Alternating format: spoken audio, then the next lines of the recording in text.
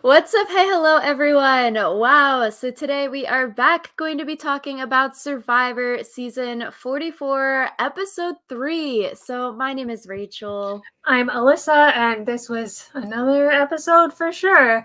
I feel like I'm waiting for something like big and dramatic to happen, but really, so far, the most dramatic thing that's happened is people finding idols, which like happens every season now, so it's not really that big or dramatic. So I guess I'll wait for something else wild to happen.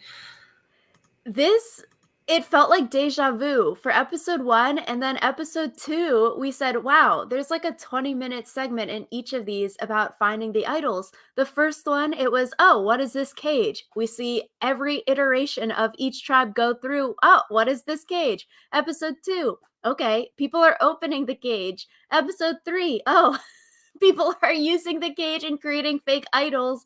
I was like, wow, it's another 20-minute segment around advantages again. Yeah, and it's so strange because I feel like these people that they've cast are all good characters. Like I'm sure that they have enough content that they don't need to make this into 20-minute segments.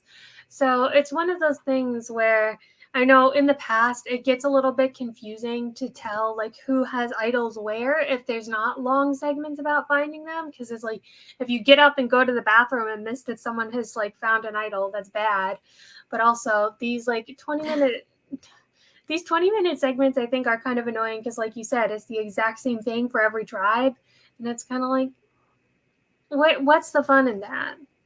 If viewers were confused before without the little things at the bottom of the screen dictating, okay, this person has one, this person doesn't have anything, now people are going to be way more confused. Okay, who has a real thing, who has a fake thing, but they think it's a real thing. I'm like, this is about to be a hot mess on Survivor. They need to start doing more in like the little subtitles be like idol question mark like when they make commentary in the I keep wanting to say subtitles but they're not subtitles, but you know, in the little info bars where they say who has what advantages, just because yeah, I feel like it's going to get confusing.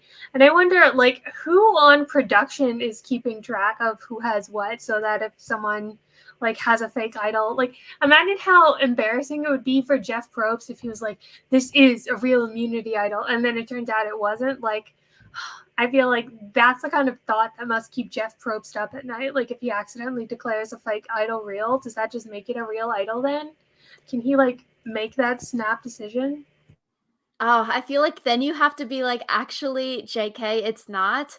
Sort of like Steve Harvey announcing, the beauty pageant winner incorrect. And then they're like, actually, JK, no, it's not you. Sorry. We have to redo this and that it's actually the other lady.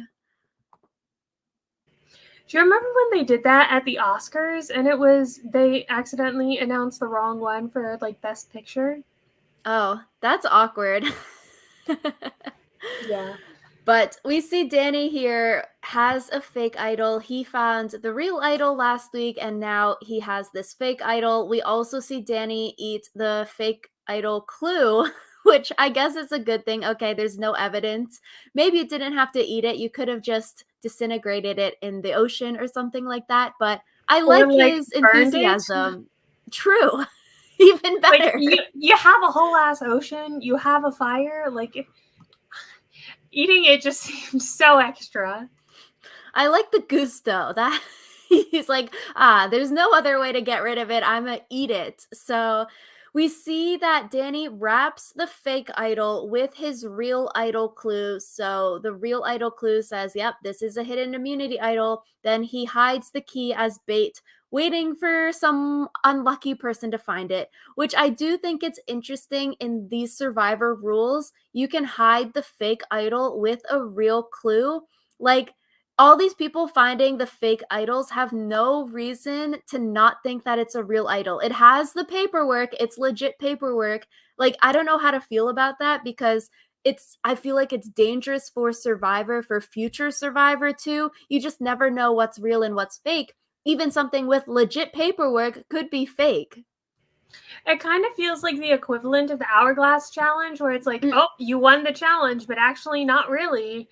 So I feel like, yeah, it, I do feel like there should be some sort of indication that it's not a real idol, but I'm not really sure what it could be, because then you kind of run into the opposite thing where if they find an idol that doesn't have any paperwork, they're immediately going to assume it's not real, and like they should. But so I feel like there should be a balance, but I don't think that the balance is what it is right now. Like, I think one thing that could be interesting would be, you know, they have different kinds of idols. Like, some of them are the medallion, some of them are the beads, some of them are something different. So, like, maybe making your paper say something about what kind of idol it is. And maybe if someone isn't reading very thoroughly, they don't realize that this says these beads are an idol when really you have a medallion. But I'm not sure. Yeah, I feel like it just gets into some sticky situations if you're like, I have the legit paperwork, so what denotes this is real and this is fake? Who's to say that Danny's first one is not fake too? And someone found it before him, and now it's like a chain of real fake idols or fake real idols. It's like I don't know how you combat this, I guess. And I wrote in my notes too that this reminds me of the hourglass. Like you are blatantly lying to the contestants, which maybe you hide it without the paperwork because in Australian Survivor in this season, a player they found what they thought was an idol in a cookie jar as like, oh, this is a cookie jar idol, but it had no paperwork. But they just thought, oh, this is an idol because I found this thing in the cookie jar. It's an idol. I don't even need paperwork because I think it's an idol. Turns out that wasn't the case, but they didn't even think they needed paperwork. So you could hide fake idols and not have paperwork, and you might bamboozle some people still and have that amazing scene of people getting tricked by a no paperwork like fake idol kind of thing. So I could see where that could be fun if there's no paperwork or something like that. But it's just so sticky because it's like the idols that Danny's hiding. It's an idol from production, so it's going to look more legit compared to, beats that you're tying together, like the Matt idol kind of thing. So it's like it's going to look so legit because it's from production. But even Matt's idol looked really legit, Yeah, I thought. because yeah, I know. I was like, oh, did he get another fake idol from production?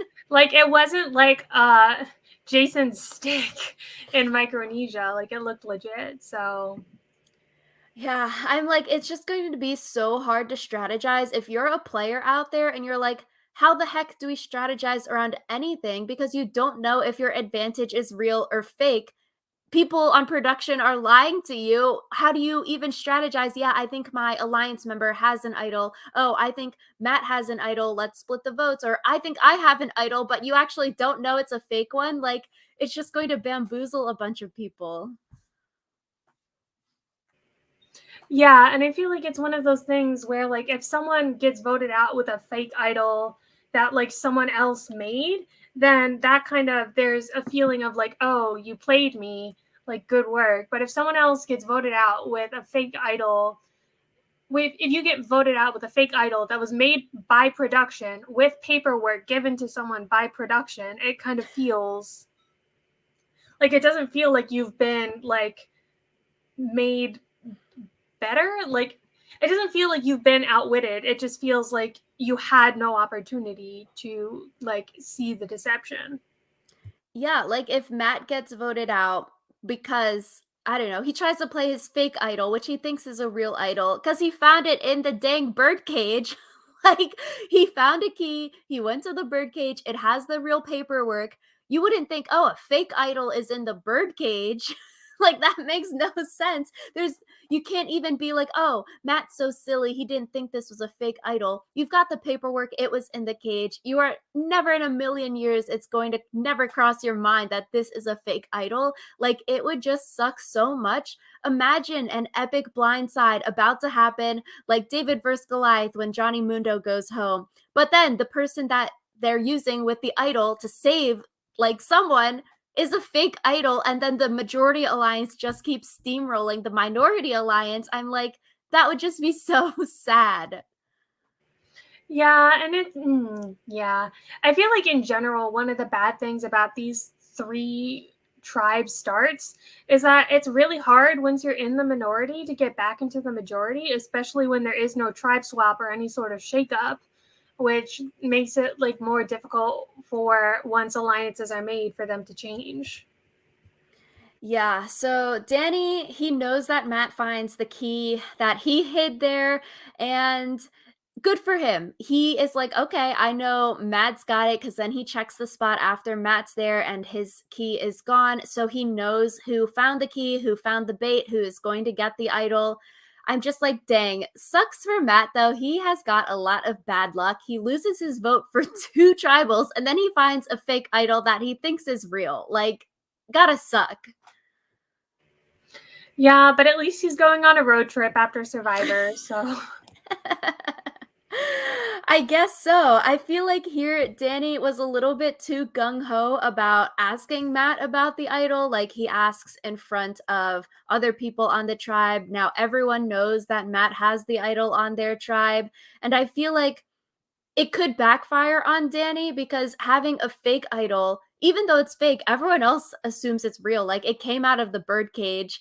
It could potentially save Matt and Franny next time if they go to tribal, and then people are afraid of voting for them or splitting the votes on them because they're like, Matt and Franny could be safe, so let's vote Danny out. And then Danny can't be like, no, they don't actually have an idol because I have the real one. I know his is fake. Like, it's a hot mess. Well, if they try to vote Danny out, then Danny can just use his real idol, and then he'll know that it got re-hidden, and then he also single-handedly controls the vote.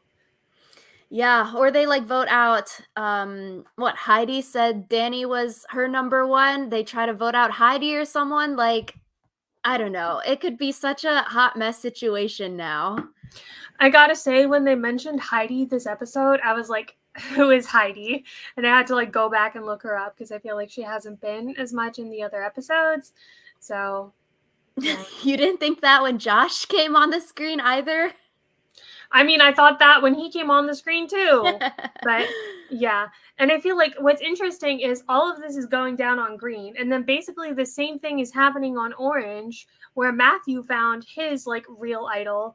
And then Jamie found the fake idol that Matthew had hidden. And like, Yo, last time we were going on and on. Oh, idols don't get rehidden in the new era. They're not going to have new idols out there until merge. Oh, okay. The next episode, they rehide. I'm like, dang. I actually do wish that they didn't rehide the idols until merge. You get one cage idol per tribe, and that's it. Like, why are they rehiding them?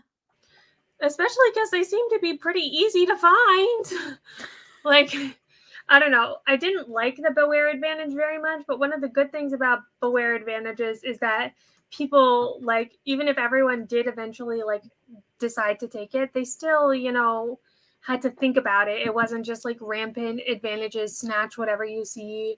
So it feels like there's a lot going on, and just I would like if they were a little less gung ho about the idols. True. So Matt gets his real one and then he makes a fake idol to hide, which it looks like from the cutscene, he maybe chops some beads off of the torches to hide, which I'm like, oh, interesting.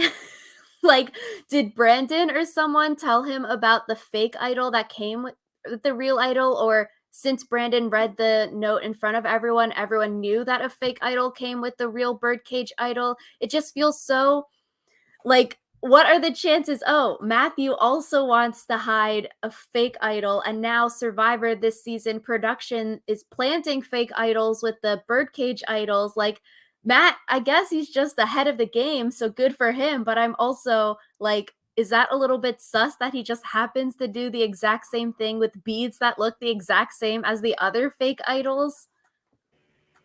Yeah, the whole thing is just a hot, holy mess. And I just, yeah.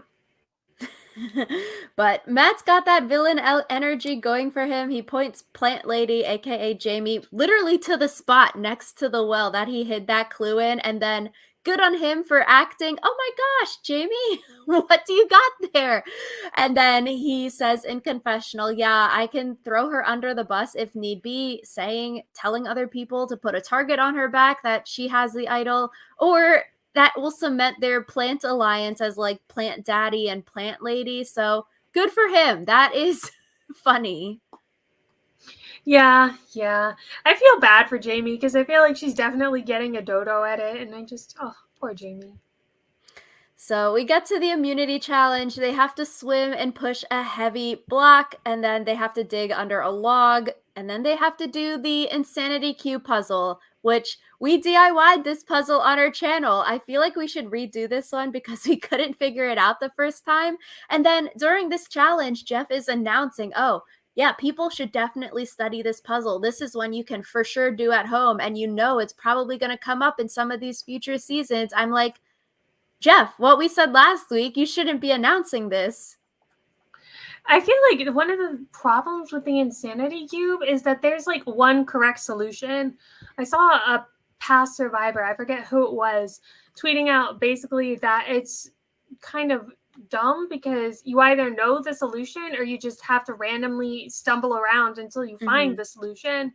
And so it's kind of one of those things where unless you have an intimate knowledge of graph theory, which is I guess how you're supposed to solve this, supposed to solve it, like it's basically just trial and error. And with something like the insanity cubes, there's so many different ways that it can like shake out.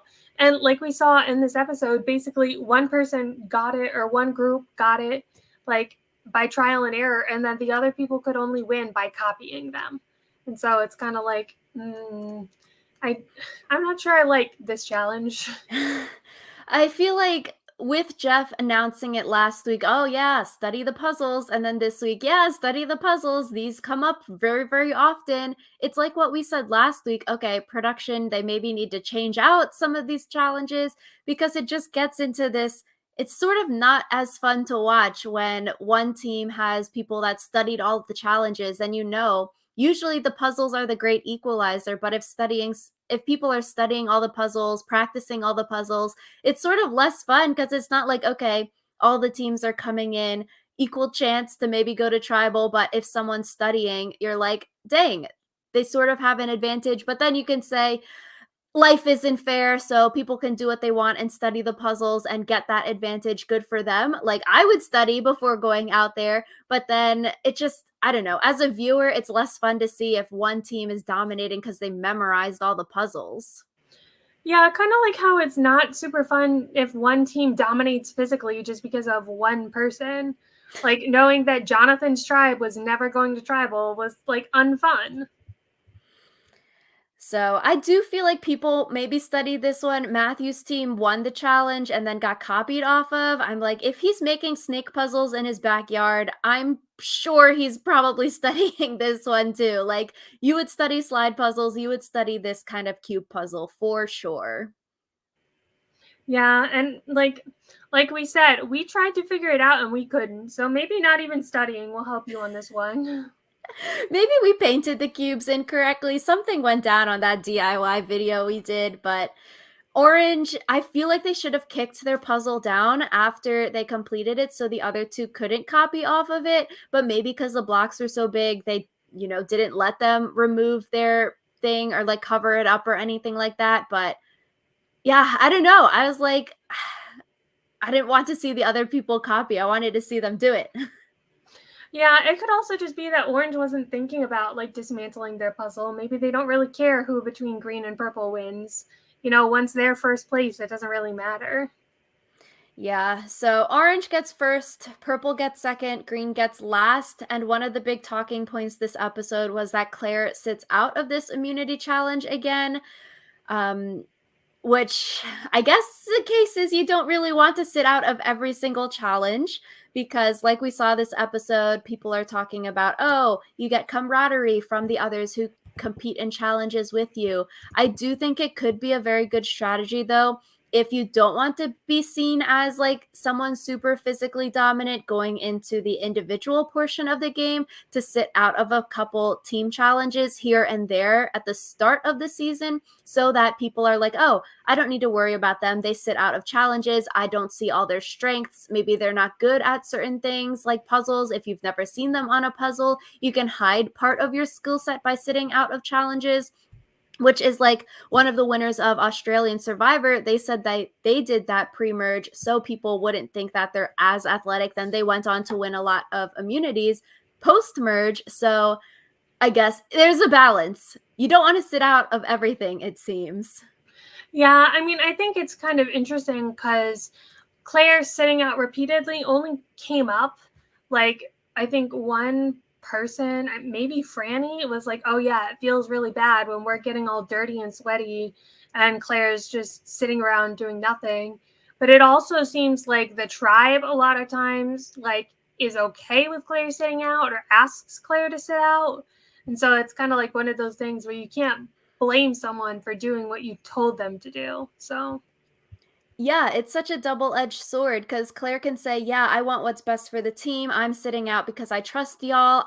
Like, you can do it, and I trust you to bring home the win. But then once they lose, people are like, "Why do you always sit out? You're not helping the team. You are not participating in these challenges." But then it's like, "Yo, you told me, like, to sit out." And then they're like, "Oh, no, but you should fight more to be a part of the challenges." And then say she fought more to be a part of the challenge and then they lose, then they'll probably still put more blame on her because, oh, you played in the challenge and you lost. yeah, so I feel like there really was no winning for Claire. I feel like I felt so bad for her because it just, yeah, it just seemed like people decided that she was going to go home and then she didn't really get a choice in the matter. So, Yeah, and I don't think she's necessarily like weak because on her Instagram, she's doing a lot of gym things. So it just sort of sucks. Oh, because she's like a smaller woman. Oh, she looks smaller or weaker than the other people on their team, which yeah, I guess sort of sucks because it's probably the women that are going to be sitting out of the challenges once the numbers start to like get so different. If you have to sit out two people, like we saw this episode, two women sat out, they're not going to sit out the men. And apparently, I guess you can sit out of back to back challenges now because there are no reward versus immunity challenges. So that also makes it difficult that maybe you can just sit one person out every single time. yeah, yeah. I don't know. It feels bad that it seems like women are automatically regarded as weaker in survivor challenges because like that just seems bad. So I don't know. I felt bad for poor Claire. Yeah. So on the chopping block, we see Claire is on the chopping block because she hasn't done any of the challenges. Matt on the chopping block as a potential decoy vote. And then Josh on the chopping block because people are saying that he's unpredictable. I thought it was a little bit weird that we see a scene between Claire and Franny talking about Matt as the plan because everyone was telling Claire, yeah, we're voting out Matt. And then Claire's talking to Franny about how the voting plan is Matt, which just seems weird. Like, or is do you think that's the real plan or do you think that you have an inkling that it's a fake plan? Because why would you talk to the showman's partner about their showman's being voted out? The first vote. Yeah. Yeah. It felt off. So especially because like it wasn't even like Claire being like, "Are you okay with Matt being voted out?" It just seemed to be like, "So this is the plan, right?" You know. So Yeah, I was like, this is weird. yeah, the vibes were off, as the kids say. But I feel like when you're just looking at numbers, Claire is the smarter choice to go home here for the people on the team. Because if it's between Josh and Claire as the two people on the chopping block, for Heidi, Josh, and Danny as potentially a threesome, but Josh apparently maybe not talking to people as much as he should be. So, say Heidi, Josh, and Danny are together. If they vote between like they have to vote Claire out because then next time it's a 3-2 if Heidi, Josh, and Danny still vote together, where they can vote one of the power or the duo, Franny or Matt, out. And then you still have Josh around potentially as another vote later down the line if people still don't feel close to him because we saw like Heidi doesn't feel close to Josh, Franny doesn't feel close to Josh. You keep him around as a later boot to go out. If you kept Claire around, Next week, if you go to tribal again, it's not really 3 versus 2 because the Heidi Claire relationship is probably a little bit fractured after this episode. And Claire doesn't really like Josh or Danny that we saw in her confessionals. So I feel like the safer move, if you're trying to keep in the majority, would be to vote Claire out here.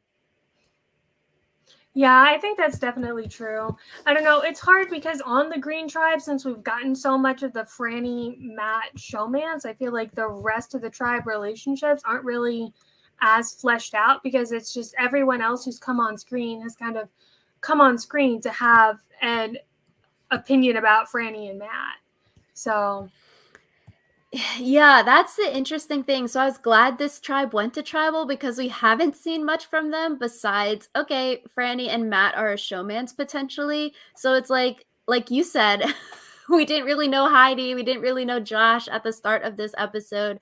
Still, this tribe has some interesting dynamics that I'm interested to see flesh out. I sort of want to see them go to tribal again to see if they would split up Franny or Matt, or if people want to work with them to try to vote out someone else. yeah. But Yeah, so I would like it if we got more tribe dynamic stuff. I feel like, yeah, yeah. Also, whenever someone says Danny, I always think Danny from the previous season, like the NFL player Danny, and not this Danny. And so I always get really confused.